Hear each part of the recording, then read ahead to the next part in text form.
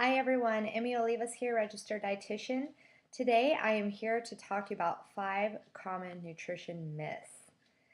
So this will be very interesting for you since I'm sure these are things that you've heard over and over and over again, but they are myths. So I'm going to start with the first one. Basically, the first myth is late night eating after 8 o'clock is too late. Late night eating makes you fat. So that is the first myth. That is actually not true. Late night eating does not make you fat. Overeating does. If you're eating more calories than what you burn off, no matter when you eat those calories, you will gain weight. The number of calories is more important than the timing of calories when it comes to weight control. If you are accustomed to polishing off a box of, I don't know, box of chocolates or something like that, late at night, then yes, controlling yourself and stop eating at 8 if you have a tendency to eat a lot at nighttime would be a good idea. But if you're having a small snack or things like that, it doesn't matter when you're eating it. It matters how much you're eating throughout the day. Your weight loss is a result of eating fewer calories and not because it's earlier. And some healthy snacks that you may want to consider later on would be a small bowl of whole grain cereal with skim milk, maybe low-fat yogurt, a small salad with light dressing. You could do mozzarella cheese sticks, so just a cheese stick, not a fried one. A small handful of nuts, maybe a piece of fruit. So if portion control or something like that is an issue at night, and snacking is more of a habit than actually being hungry, then you may want to consider skipping the late night snack altogether. So just don't make it a habit. Make sure you're eating because you're actually really hungry. Another myth is that you may have heard that everybody needs 8-ounce glasses of water per day. That is actually an overestimation for most sedentary people.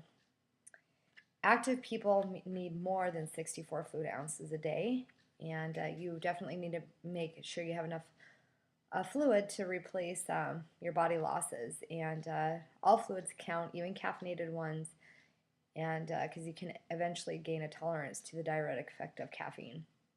And foods count towards your fluid needs too, like lettuce, watermelon, broccoli, soup. They all have a high water content, so you can count that when you're for your water content through the day.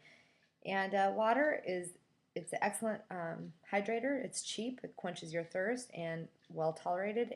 It's good for you, so you can drink plenty of it. If you're not sure if you're getting enough, check the color of your urine. If it's dark yellow, you're going to want to drink more. If it's pale yellow, then you're likely well hydrated. Can you drink too much water? You can, but it's only an extreme case. It's very, very rare that you have too much, but it's possible, but you're just more likely going to be going to the bathroom more often throughout the day. Myth number 3, only get fresh fruits and veggies. Most people think that canned or frozen fruits and vegetables are stripped of their nutrient contents. Fresh fruits and vegetables are the best for you, unless they've been sitting in the grocery store or a kitchen counter for way too long. Frozen fruits and veggies are just as nutritious and can be slightly more since they are frozen during their peak ripeness. Canned fruits and veggies come in third. They lose some of their nutrient content in the heating process of the canning, but they are still good for you. Definitely choose the lower sodium options with that. And if there's one change that most Americans can make in their diet, it's just eating more fruits and vegetables, period. So keep that in mind. Myth number 4, pump it up with protein. The more the better. Large amounts of protein are necessary to build lean muscle mass. Protein does not build muscle, it is exercise that does that. Athletes that are trying to build muscle increase their protein, and it's way more than they actually need through supplements, proteins, powder shakes, and but if you are sedentary It's 0.4 grams of protein per pound of body weight. And for someone who's trying to build muscle mass, it's 0.7 to 0.8.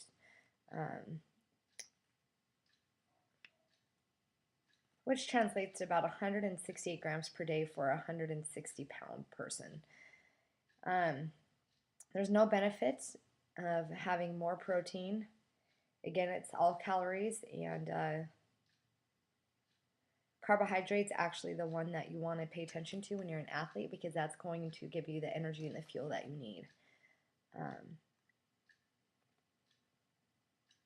Many high protein diets don't give you enough of the sort of the fuel that you actually need for your athletic performance. And however, if you do choose the proteins, make sure you're choosing lean, egg whites, your turkey, chicken breast, no skin, white meat, things like that. Making sure it's at least 90%, 95% lean if you're buying it at a grocery store. And number 5, the 5th myth is pasta packs on the pounds. You may have heard that carbs are fattening.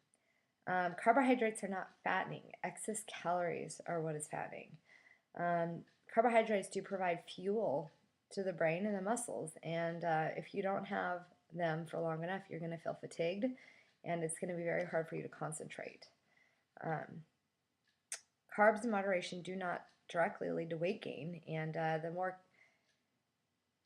in fact, you burn more calories turning extra carb calories into body fat than when you turn extra dietary fat into body fat. So it's better to have the storage from carbohydrates as opposed to from fat. And remembering that white breads, bagels, and pasta are naturally low in fat and moderate in calories, but then there's the butter, cream cheese, Alfredo sauce.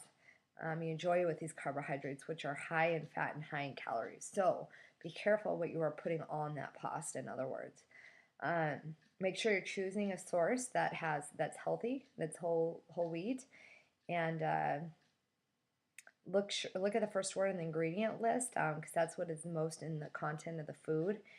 And if you're thinking about limiting or getting rid of carbs, it would be your candies, chips, and sodas, ice cream, refined grain products like white breads, refined white cereals, white rice, regular crackers, and things like that, because they just do not provide a lot of nutritional value, and you do have those high spikes in your blood sugar, and they just don't process very well in your body. So keep that in mind. Those are the 5 myths for today.